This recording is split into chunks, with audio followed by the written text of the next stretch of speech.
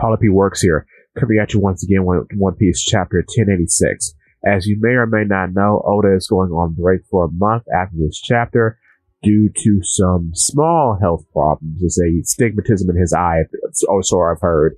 So we shall wait patiently until he gets better, but in the meantime, I shall provide you all with content, so please stay tuned. With that being said, One Piece is on the cover of Jump this week, which is pretty sick. We've got Luffy, Garp, and Kobe, further stating Kobe's importance because I have never seen Smoker on the cover of anything. So that's kind of interesting. And then we have a color spread of all the Straw Hats playing in the rain. The interesting points about this color spread is that Usopp is wearing blue, not yellow. Nami's wearing yellow. Sanji's wearing lime green. Lime green is not a Straw Hat color. Brook is wearing green, although Zoro is not present here. And then we have Nami's color being represented by a cat that Chomper is playing with. The really cute part about this color spread is that Robin is wearing cyan and Frankie is wearing purple. And also his hair is in the shape of an umbrella, which is really fire. But yeah, they're wearing each other's colors, and I found that really wholesome and cute. So that's cool. So, moving on with our chapter, and of course we don't go beat for beat, but every chapter has been fire so far, so I have been kind of going beat for beat.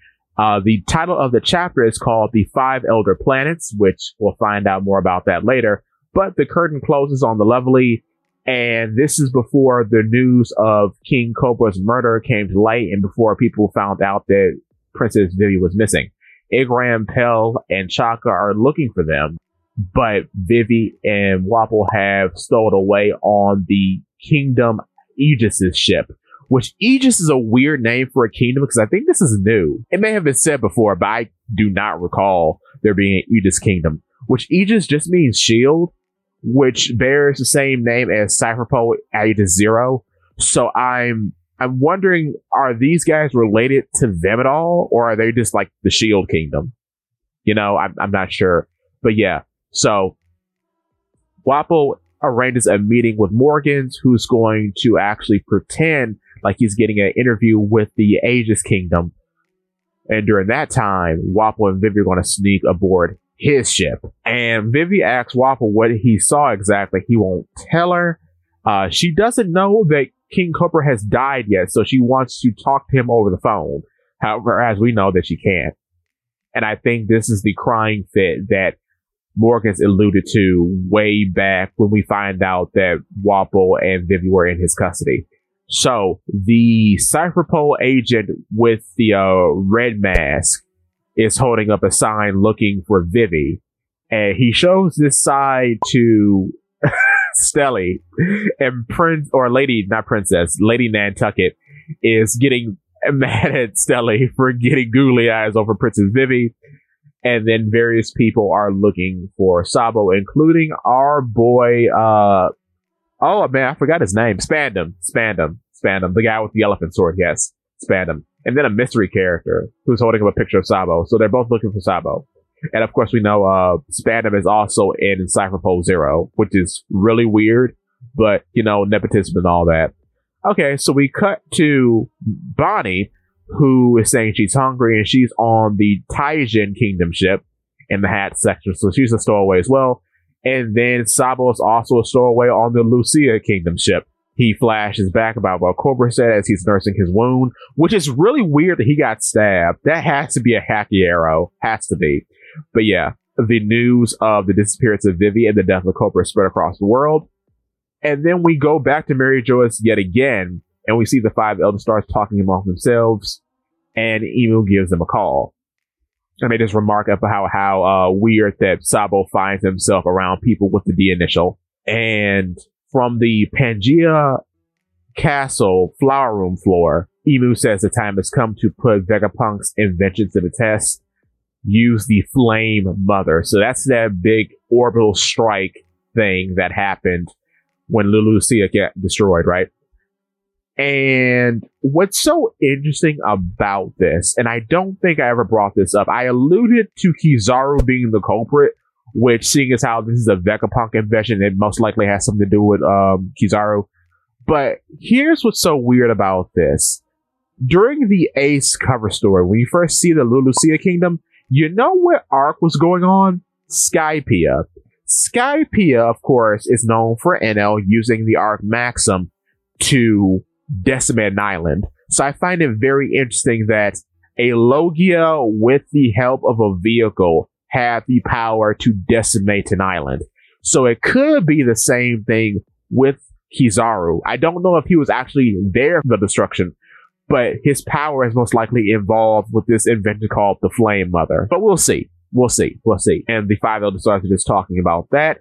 And we get introductions to all of them. Oh, yes. After 20 years of these cats being in the story, we have all their names. And they're all planet puns. They're all planet puns. Of course, we know Jay Garcia Saturn, who is the defense science warrior deity. And then we have the guy with the beard and the very long mustache, who is named, say, Marcus Mars, which is kind of fire. I like that name.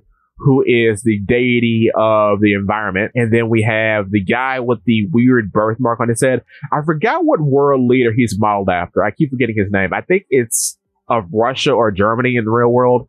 But his name is a bit more complex, but I think I know what's going on here. He is the justice warrior deity, and so the deity of justice. And his name is Saint Topman Valkyrie. So I think that's supposed to be Mercury. And Topman because Mercury is the closest planet to the sun. So Top Mercury, I guess you could say. And then the guy who looks like Gandhi seems to be from Wano because his name is Saint Ethan Baron V. Nus Juro. So Venus. He's Venus. He's number 2. And Juro sounds like a end of a name from someone who's from Wano, like Kanjuro, for example. And I think one of the Straw Hats was given ending sound Juro. I think it was Sanji or something back then. So it sounds like he's from Wano, which makes a lot of sense because he's the only one who's always been shown with a weapon. So I can believe that. And he is the deity of finance. So you got Gandhi. You got Gandhi handling all the money. That's very funny. Venus is handling the money. Cool. And then the guy that everyone thought was related to Sanji, the youngest looking guy, is actually a play on Jupiter because his name is Saint Shepherd Jupiter. So Jupiter. And he is the deity of agriculture. So interesting. We have one for the environment, one for agriculture. Jupiter for agriculture. That's so weird because Jupiter is usually like the one associated with Zeus in Roman mythology, right? So that's weird. So I guess he's the most, well, I mean, it's based on his age. I guess he's the most strongest guy of these 5, maybe.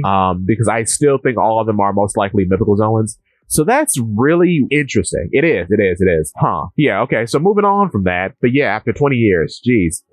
We know Lulusia got destroyed, and they want, well, I should say, Emu wants Vivi to be recaptured. Very interesting that Eam is targeting Vivi. I still think Eam is most likely a body snatched Lily, but we'll find out. And apparently, the Aegis Kingdom and the Taijin Kingdom are having rebel problems. And during this time, of course, the warlords have been disbanded, and we are introduced to our last 3 Seraphim. Okay, now.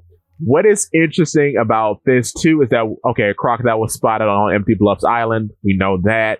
But we get Seraphim Dolphy, Seraphim Moria, and Seraphim Crocodile. Oh, I've been waiting for this for such a long time. Okay, so Seraphim Dolphy, like I thought in one of my mini shorts, is wearing the sunglasses, which is really weird. And he's dressed like he was as a kid, okay? This theme continues with Moria, and it continues with Crocodile. The weird thing about the Crocodile one is that in the Raws, unlike here in the TCB scan that we got, it looks like they have eyelashes like a girl. They're still really androgynous, which is really interesting. What's also interesting is that just like they gave Seraphim Dolphy the sunglasses, they gave Seraphim Crocodile the scar. And I don't know if this scar is any different from the scar that Crocodile usually has, but it seems just like the same scar. And I find that fascinating because why? Because Moria here doesn't have the long stitches going down his face like Moria usually has. He's got like a line at the start, which I think with Child Moria, he had like a little like crosshatch on his forehead, like a stitch. So whatever happened to him as a child, maybe he busted his head open or something, that stitch was there and it just continued after he got beat by Kaido, I presume. So that's really interesting. What's also interesting is that, well, this is a young Moria, so his head hasn't fused with his neck yet to make him look like an onion. He's skinny here.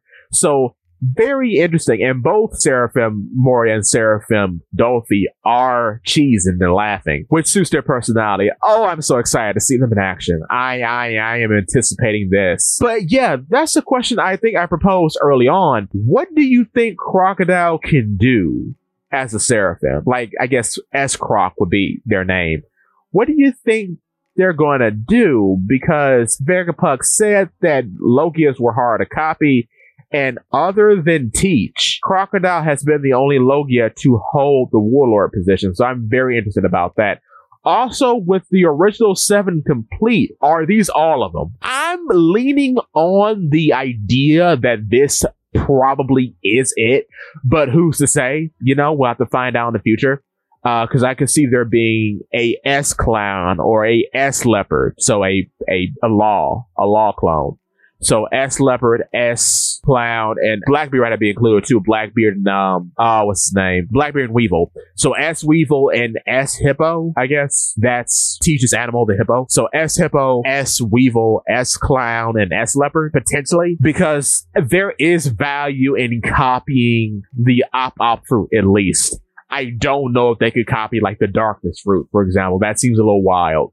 Because if they can't copy the Sand fruit, there's no chance they're copying something as weird and complex as the Darkness fruit. Because that's like a weird Logia among weird Logias. So I don't think that. But moving on though, Sabo was talking to Ivankov and Dragon about how Lulusia Kingdom was destroyed and how he was talking to them as he was on the getaway ship with the people who were inspired by Bello Betty from the Lucia Kingdom, including our cute milkmaid that we met during the Ace cover story. And it's weird here because of Emu mentions the proximity earlier on, and it's shown here that there seems to be some sort of proximity relationship between the Lulusia Kingdom and the Kamabaka Queendom. So I don't know if that's the proximity being mentioned by Emu. It's weird. And then they continue talking about the weapon and the destruction of the Lulusia Kingdom. And they mentioned that the weapon was a great shadow, which I wonder, is this related to that